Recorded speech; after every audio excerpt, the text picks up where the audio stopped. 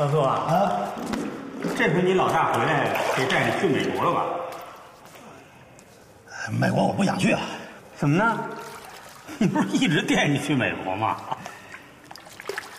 听说去了美国吃不好住不好，还有啊，你说跟那边连个亲戚朋友也没有，这两口子呗，白天一上班，家里边就经常就我一人。你说万一我想出去，或者家里来个人，我这外语也不行啊。关键是什么？关键让这孩子们添烦。对，你说这话对。哎，不过美国那地方不去也罢，我去了一次我就够了啊，没人气儿啊！你看现在咱们这儿多好，还是祖国好啊！我这一说不去美国吧，我这大儿子还急了，这就忙着换了个工作呀。哎呦，我还挺担心他呢。我说你换什么工作呀？我大儿子说了，这工作能外派到上海来。太好了吧？他能方便照顾我。你说这不孩子一片心意吗？咱得依着呀。哎呦，这孩子是真懂事儿啊！哎，架不住孩子有本事。哎，那怎么着？你还住老二那儿？本来呢，我是想就继续跟老二那儿住了，还是老大想的周全呢。他说你老跟老二那儿住什么呀？人家小两口的也不方便呢，你跟他住着也不方便呢。说了，老大，干脆吧。给你买个房，你自个儿单住啊？你一人单住啊？开始我也不愿意呀，没辙呀。你说我一个人，我害怕我住那儿，万一生病了都没人照顾我呀。啊，我们老大说了，说那这样就干脆再给你找个保姆住家里头。那孩子都这么说了，咱再不答应，那不是伤孩子心吗？哎呦，那得买多大个新房？200来平，3居啊还是4居的？200来平啊！那现在房价这么贵，你劝劝他等等吧。拦不住啊，真拦不住，老聂，你再拦他就跟你急。老大说了，我在美国挣美元干嘛的？不就是拿回来给你花的吗？你瞧，给我花的，牛，真牛！这个老大儿子可真牛啊！哎呀，是听孩子们的，孩子们一片孝心嘛。哎，老聂啊，你女儿不也在美国挣美元吗？是啊，干脆你让她也带点美元回来，你也买个房。哎呦，咱俩在一样能做个邻居。我这就够了，我知足者常乐嘛。你跟你闺女说说，那这么着啊。我这房买好了，你可得经常过来陪陪我。那没问题呀。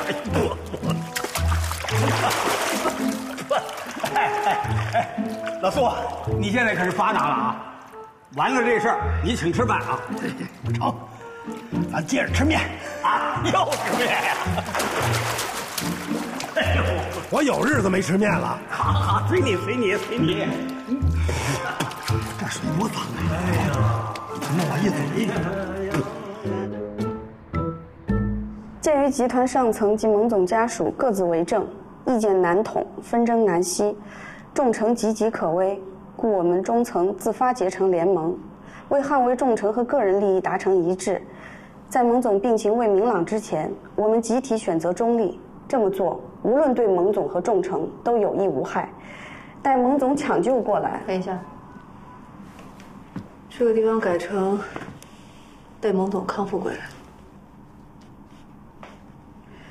待蒙总康复归来，我们会还他一个完整的产销体系，让众臣毫发无损。若蒙总不测，我们也会抱团捍卫个人利益，前者为义，后者为仁，于公于私均合情理，特此奉告。好，发给联盟的所有人看一遍，没有异议的话，就发给所有的高层和副总。包括蒙总的家人。好，上次让我准备的礼物已经买好了，就在桌上。小心，辛苦了。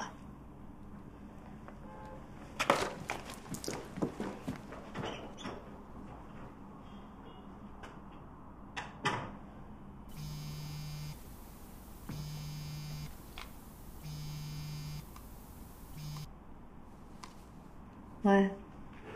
哎，刚给你大嫂送饭去了，给宝宝做了一个海鲜土豆泥。哎，你吃了吗？还没了，刚开完会。主要是也不饿，也不知道吃什么好。要不你下班来我这吧。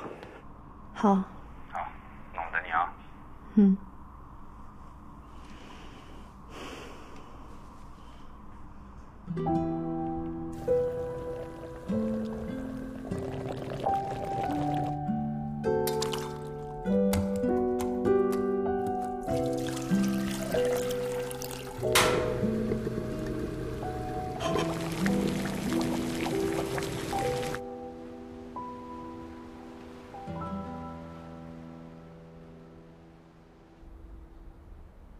对，所有的财务资料封存，任何人来都不许看。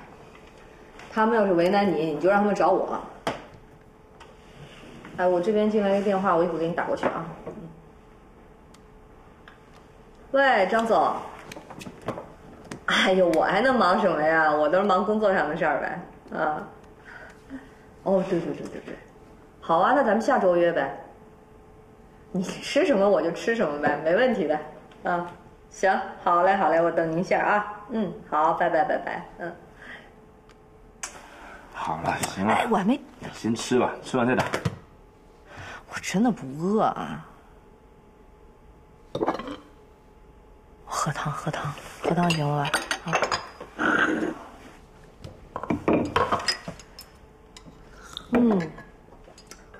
石老板手艺不错呀。嗯哼。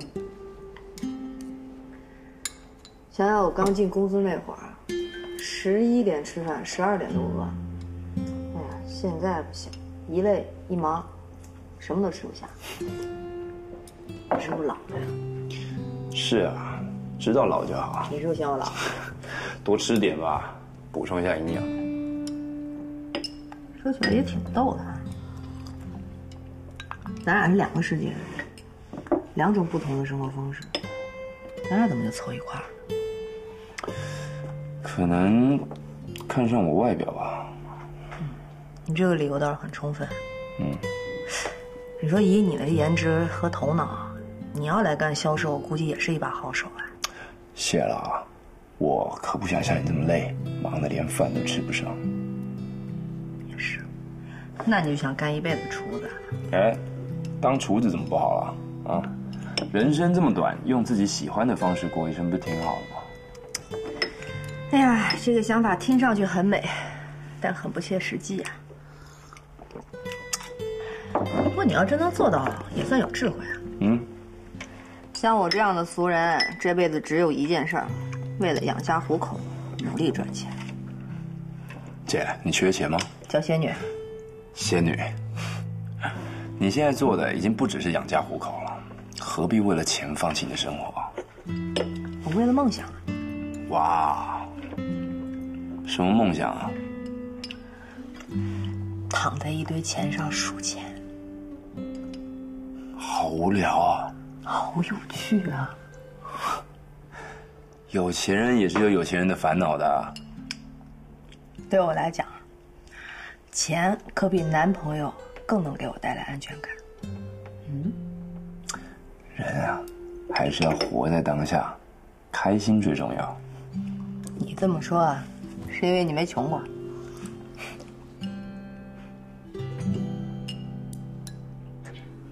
这个小分儿，你要把那个冰够弄出来，得要一大组。那你来，我来不了啊！哎，这个，哎，这个，对。等一下。哎，爸，怎么就你一个人来了？菲菲和我孙女呢？哦，那个，哎，哥来了。大哥，宝宝有点不太舒服，菲菲在家陪他呢。宝宝没事吧？啊，没事，就是有点咳嗽。哎，那个爸，我跟你说点事儿，你进来啊。你们玩，我跟爸说点事儿啊。哦。哎，我敲到了一个雪花。别看了，什么事儿啊，还得背着说。还能有什么事儿啊？肯定是房子的事儿呗。你又没出钱，凭什么跟你商量？也是。来啊，这怎么动啊？是不是房子的事儿，我什么时候办呢？不办。那个爸，买房子的事能不能再过几个月？哎，爸，你别生气。我的意思就是你在明成家再多住一段时间就行了。我不在这儿住。哎呀，爸，你别生气啊！你要是不想在明成家住，你就回老宅住。不是明哲，你什么意思啊？爸，我没什么意思，我都说了给您买房子，我就肯定给您买，就是吧。就是我现在的资金状况出了点问题，那个宝宝刚给他买了一个保险，再加上我上海的工作我也没去报到啊，我也没领到薪水啊，所以这个买3房1厅的首付啊还差一点。你要是现在非想出去住的话，那我就给你买个2房1厅。我说了半天，原来是钱不够啊！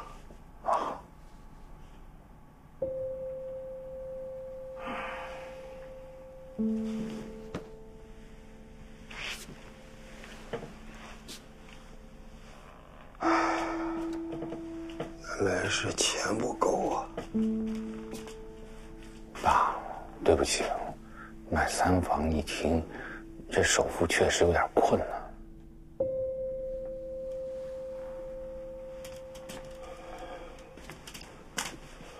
明哲，啊，钱不够不要紧，把老宅卖了填补进去不就行了？不是，这老宅怎么能说卖就卖呢？那是咱们一家人的念想。念什么想啊？旧的不去，新的不来，赶紧把新房给我买了，你也减少点压力不是？真买？你就别再犹豫了，那房子现在是我名，我说卖就卖。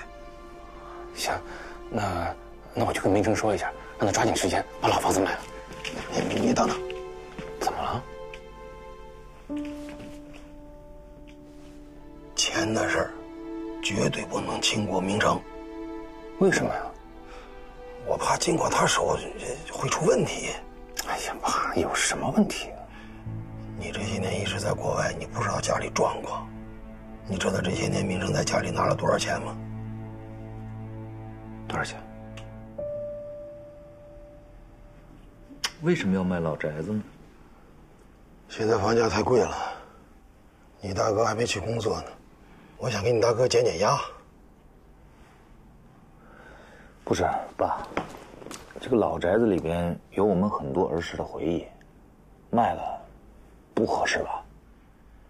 我也想过，你大哥现在也是有家有口的人了，光让他一个人花钱也不合适。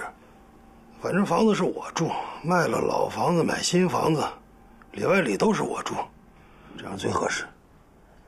爸，你不能这么说，我们小的时候都是在老宅子里长大的。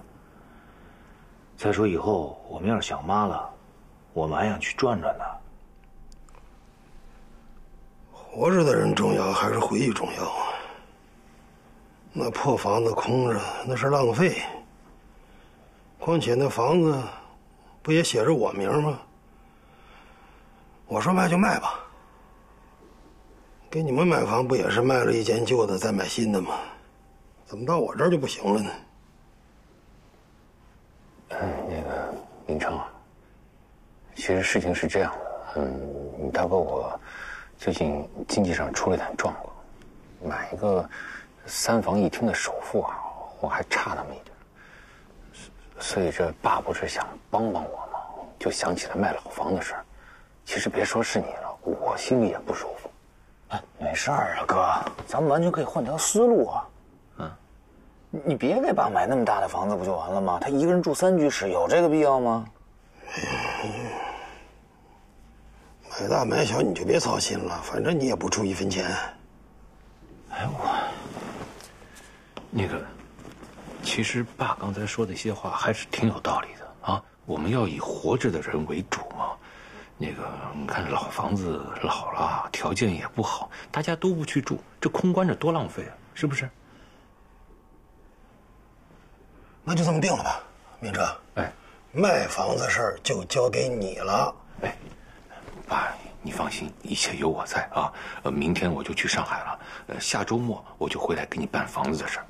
那个明成，我不在的时候，你要把爸照顾好。好啊。哎，哥，这样，你出钱了，跑腿的事儿自然应该由我来，对吧？卖房子还是交给我吧，因为国内市场你也不了解，砍价又是我的强项。哎，我觉得不太好。我这么大人了，这点事我当然能办了。哎，你放心啊，那个真要有什么困难，我再向你张口，好吗？对，你们工作那么忙，就别操心了。那房子不着急卖。对。哎，那个爸，我先走了啊。我去送个哥。哎呀，不用送我，不用。没事，我送你。好。爸，我走了。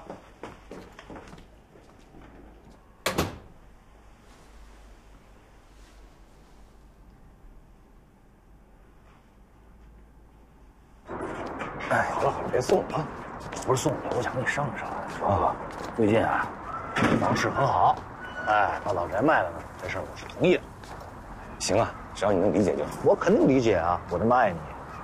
但是呢，我觉得给爸买个3居恐有不妥。听我的，买2居足矣，剩下的钱作为投资。可是这事儿吧，已经跟咱爸说好，现在把老房子一卖，买个3居不是刚好？说好的事情还可以再变嘛。我这儿有一个特别好的投资项目，是我们单位扶持内部员工的，多少人削尖了脑袋想要这个名额，没有，但是我人缘好，我可以搞定。你相信我，这个项目稳赚不赔，很快我们就能挣一大笔钱。到时候我们买一个别墅，一家人住在一起，在院里边养着鸡养着鸭子，每天早上起来拿着鲜鸡蛋，面朝大湖，春暖花开，多幸福啊！明成啊，这个主意你就不要再打了啊！这个钱是给爸买房子用的，专款专用，你一分钱都不能动。哎，你凭什么这么武断啊你？苏明哲，你不要欺负我的法王啊！告诉你，法律规定这个老宅子卖了，我也是有一份的，你凭什么支配我那份？明成啊，既然你把话说到这儿了，那咱就把话挑明白啊！你以为我不知道这些年来你拿了父母多少钱？你买房买车，哪样不是父母凑钱给你买的？你说你这些年来问父母伸手要了这么多钱，你什么时候还？你都这么大个人了，还啃老，你好意思吗？不是这样的，哥，妈给我的。哎，再说啃老怎么了？啃老不是本事啊，你肯定我是。你不能这么说我，太难听了。哎，谁跟你说这事儿的？是不是苏明玉？你别管谁跟我说的，反正这个钱你不能。你就说是不是苏明玉？这个钱是给爸买房子的钱啊！哎，你至少听我把这个项目介绍一下啊！你这太不尊重人了，老是这么固执。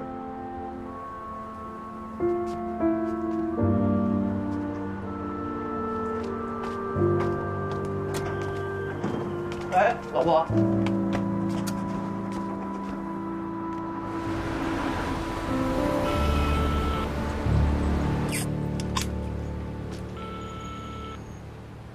喂，老婆，我爸这边的事情啊，我已经处理完了。我爸愿意卖老宅。真的？爸没有不高兴吧？没有，他非常愿意帮我们分担负担。好，那我就放心了。老婆，对了，我现在啊就去接你和宝宝啊，我们也该收拾回去的东西了。你跟那个明玉说一下。我知道了。哎，挂了啊。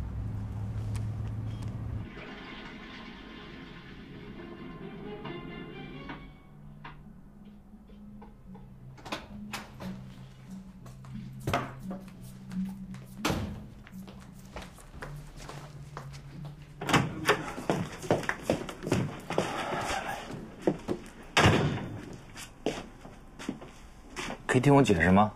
你还有什么好解释的？你刚说了什么？你自己心里不清楚啊？我真是没想到啊！我上次怎么跟你说的？你居然还敢贼心不死，还要去挪用房款来投资？哎，什么叫贼心不死呢？我也就问问大哥，问一下是我的权利，对吧？他也没把钱给我呀。你怎么还有脸去问呢？刚才大哥说了什么话呀？现在在大哥眼里，我们俩成了什么人？啊！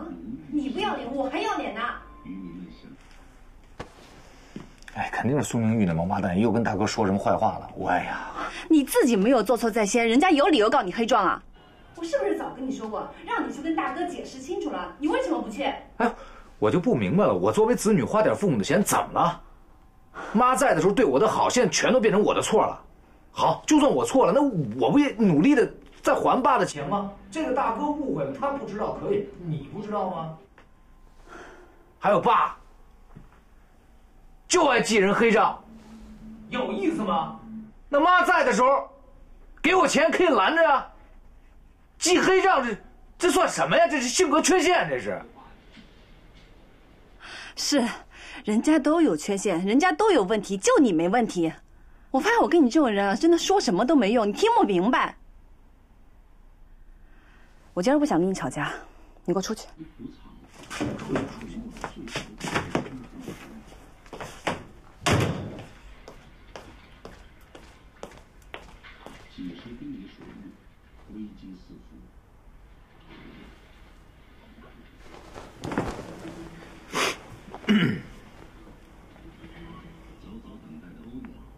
你和丽丽又怎么了？没有，没怎么。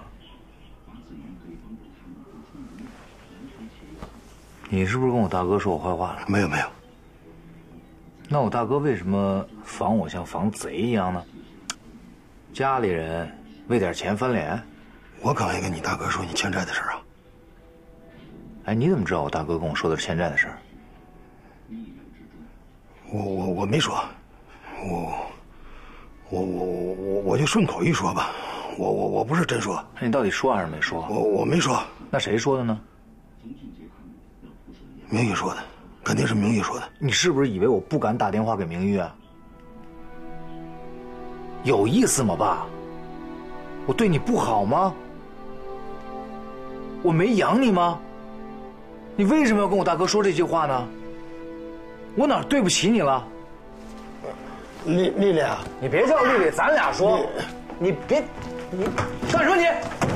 你把门开开吧！你干什么？明成，你要干什么？你自己的问题，叫他爸干嘛？你知不知道爸只说我欠钱的事儿，没说我还钱的事儿？你什么意思啊？你这不是挑事儿吗？我们有什么对不起你啊？我每天下班回来给你做饭，把你养得好好的，你为什么要这样呢？我不明白你这么说，你的动机是什么？你躲得了初一，躲不了15，你早晚你要面对我的，这气我是消不了的。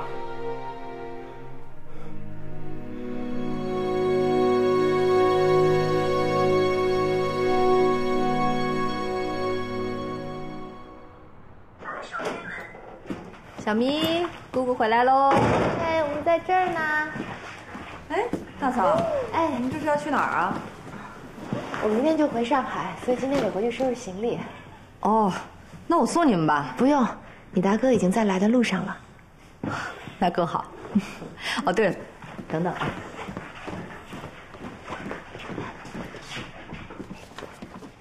我给小咪买了个礼物，是个小金锁，寓意是平安富贵。这也太贵重了，明玉，我们不能要。不贵不贵，是我的一片心意。小咪，你看喜欢吗？喜欢。快谢谢姑姑呀！谢谢姑姑。那交给妈妈保管好吗？好的。谢谢。我就开门。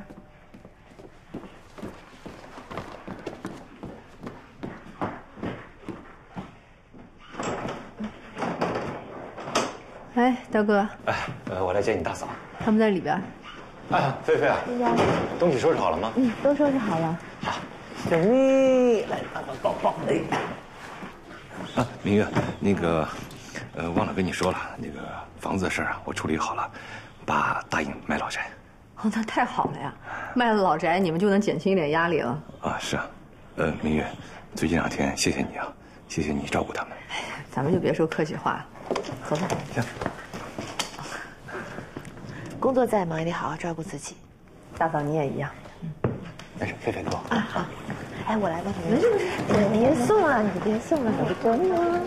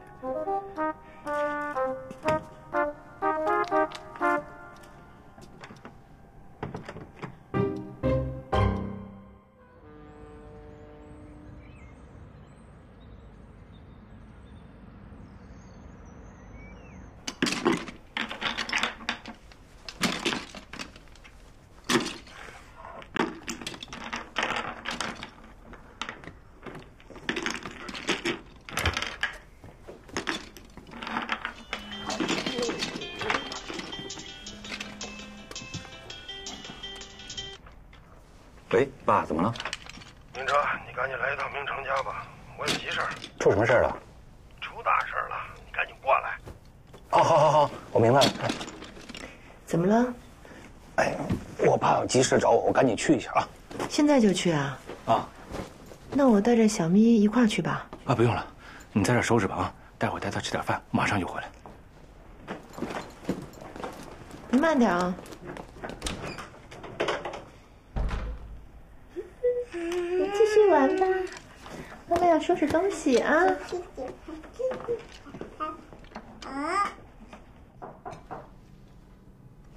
谁啊？谁？哎，我。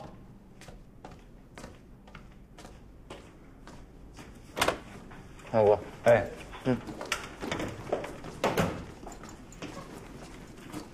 大哥来了。哎，上班去啊？啊。有早餐，你吃完再走呗。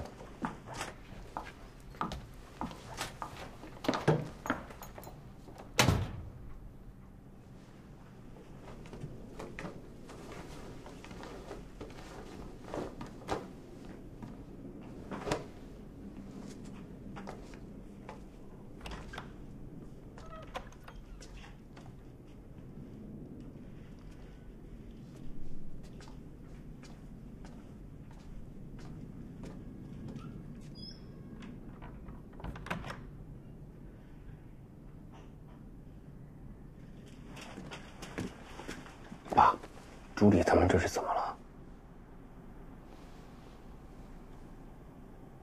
你能不能请2天假，晚点走啊？为什么？你得把我房子事儿给我办了呀，把老宅卖了，赶紧给我买新房啊！哎呀，爸，我这第一天去上班没法请假。再说这买房卖房啊，咱不能着急，一着急啊，这卖房容易亏了。我宁愿亏点，我也不想多待了。我实在是待不住了，我等不了那么久。爸，你到底怎么了呀？你就别问那么多了。那要不你就带我上海住。哎呀，爸，我在上海住的是宿舍，而且这菲菲还要带着孩子来，你再来我们4个人挤不下。哎呀，这日子没法过了。爸，你到底怎么了啊？是不是明成他们对你不好？我现在哪敢说呀？朱莉是个什么人呢？娇生惯养，轻不得重不得。你进来你也看见了不是？而且他们还天天吵架，一吵架明成就拿我撒气，我这还怎么待呀？我真待不下去了，我要再待下去，我就得让人家给我轰出门去了。哎呀，爸，没人轰你，我没轰过。我跟丽丽吵架为什么？你清楚吧？行了，哥，今天你也在这儿，来，咱们说说清楚。咱别老在背地里说人坏话。你跟哥说我虐待你是吧？好，我们说说怎么算虐待。每天我跟丽丽起早贪黑的给你做早饭做晚饭，早饭让你吃的不合口了，这算虐待；晚饭没有准点开饭，这算虐待。我们家就一个厕所，爸爸马桶弄得乱七八糟，乱用丽丽毛巾，我们跟他说稍微注意点，这算虐待。煮粥不关火，弄得我跟丽丽早上起来差点煤气中毒，我们回来稍微数他2句，这算虐待。爸，理解我们吧。你说你吃坏肚子那回吃鸭脖子，我是不是跟你说别在外边乱吃东西？我说没说过？他是个大活人啊，哥，我不能天天把爸拴腰上。我跟丽丽都有自己的工作呀。吃坏了肚子住了院，你跟那苏明玉劈头盖脸的就骂我跟丽丽，我们招谁惹谁了？是，我啃老，我花家里人钱，我活该，我应该照顾爸，我应该伺候爸。但你们知道我为什么啃老吗？你在美国读书，那个苏明玉根本就不拿自己当苏家人。妈说就我一个儿子，他就想天天看着我，不让我抽烟，不让我喝酒，不让我应酬。我他妈也不想混成这样啊！他说一家人平平安安的过日子比什么都强，我就一直陪着妈。好，妈走了，我成废物了。我靠，你们要求也太高了吧！我跟苏明玉，哎，好。爸说记账，说我跟丽丽欠的钱，行，我们还。丽丽这么要强，发了奖金12000。我跟丽丽说，我们出去庆祝一下，吃顿体面的饭。我们3个月都没逛过街，没吃过一顿体面的饭了。不行，1分钱不剩都得还给爸。大哥，你们一家3口团团圆圆的时候，那个苏明玉在单位里边耀武扬威，正在吼人的时候，我跟丽丽在家背菜谱。我们要照顾好爸，要吃好喝好，要健康要营养。凭什么呀？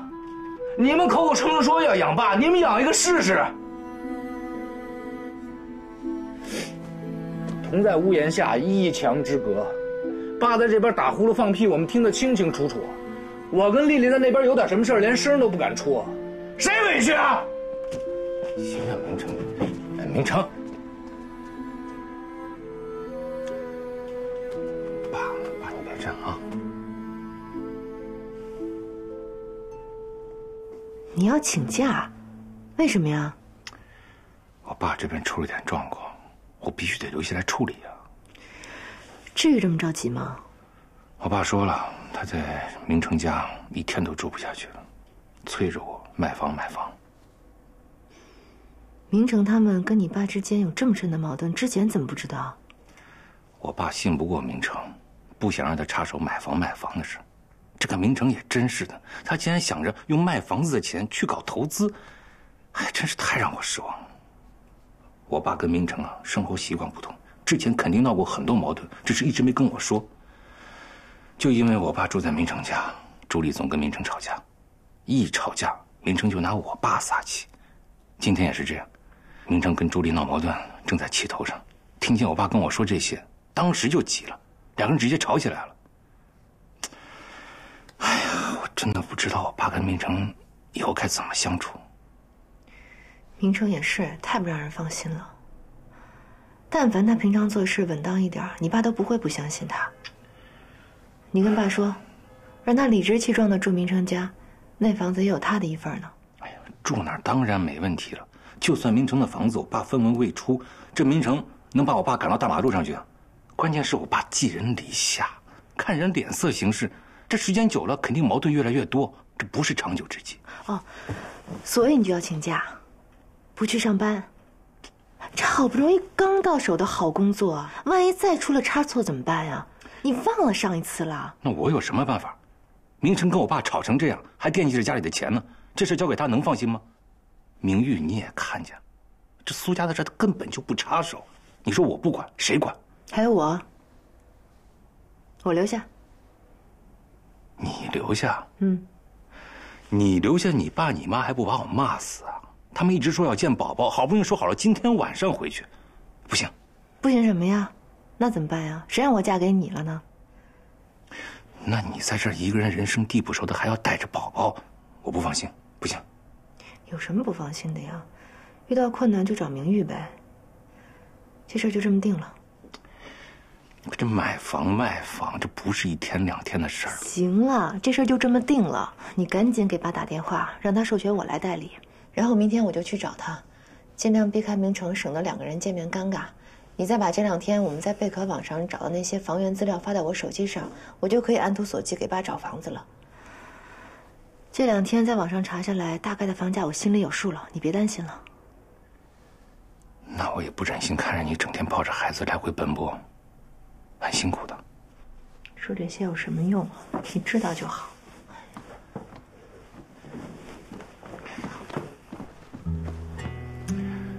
我这辈子做到最正确的事情，就是娶了你。知道就好。行了行了，再不走就赶不上火车了。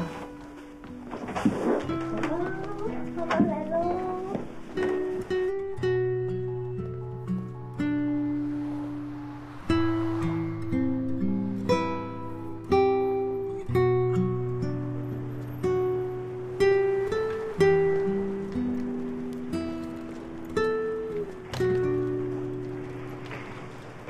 菲菲啊，你就送到这儿吧，我自己去坐高铁。房子的事啊，能办就办，不能办你先放着，等我回来再说。行了，我知道了，你快走吧，我都赶不上火车了。啊，行，我走了啊。你慢点啊。哎，你到了以后给我发个微信。好。走。明总，我们可都来苏州等了2天了，如果这一单还拖下去，我回去和副总没办法交代。副总那边我会去跟他沟通的。刘经理，你放心吧，你是我老朋友了，我还能骗你不成？啊？现在蒙总病危，你们公司还搞什么监理制度？你现在给我这个承诺，我这心里头啊，可不托底。理解。但众诚的事儿，我比您更清楚，对吗？实不相瞒，都是内部矛盾。反正肯定不会影响咱们俩的合作呀。那这样，你给我个期限，要几天？老刘，你来苏州那么多回，是不是都没好好玩过吧？这样好不好？我下午安排人带你们到周边转一转，你别一见我就聊工作，你把担子卸一卸。2天，2天之后我一定给你个满意的答复。那2天就2天。2天。等待你的好消息。好好玩。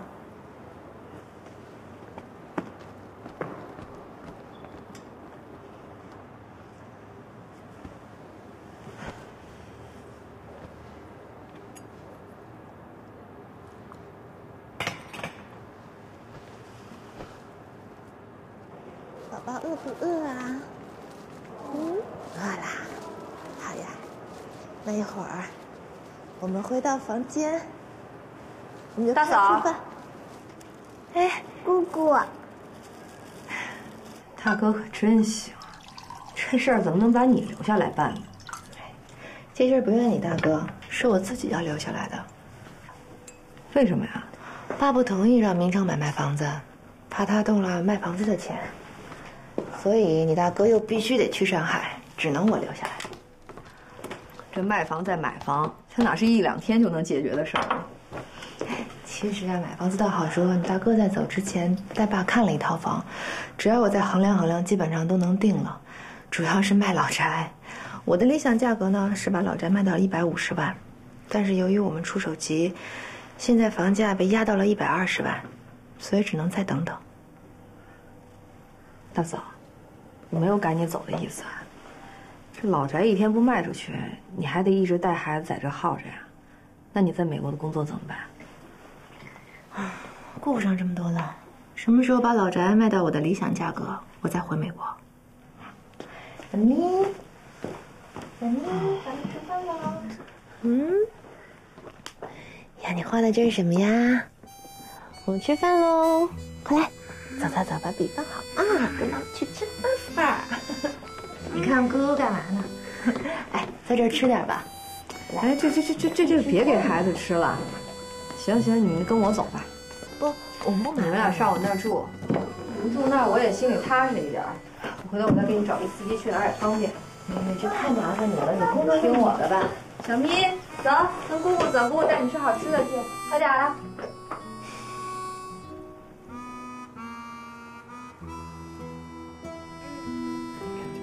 有一个铜板，你摸，摸看有没有？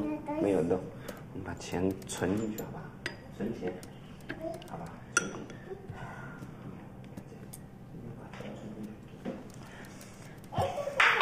这顿饭做的真好吃，在美国我都吃不到这么好吃的，正宗的味道。石老板，哎，我嫂子夸你手艺好啊。谢谢，还吃得惯吗？非常好呀。多吃点啊。好。你要是喜欢吃啊，我这几天就让他给你送餐。哎，这佘老板人不错啊，又会带孩子，又会做饭。他遣翻过境的水域，道成像枯荣的诗经。春夏春秋冬，哭成了泪，变了心，同一滴鲜血的表情。轻轻拥抱是那么近，却是一辈子的远行。聚散与挂念，成长自一个门庭。海角天涯，也许得一失一，也许怎么都别忘了一生平。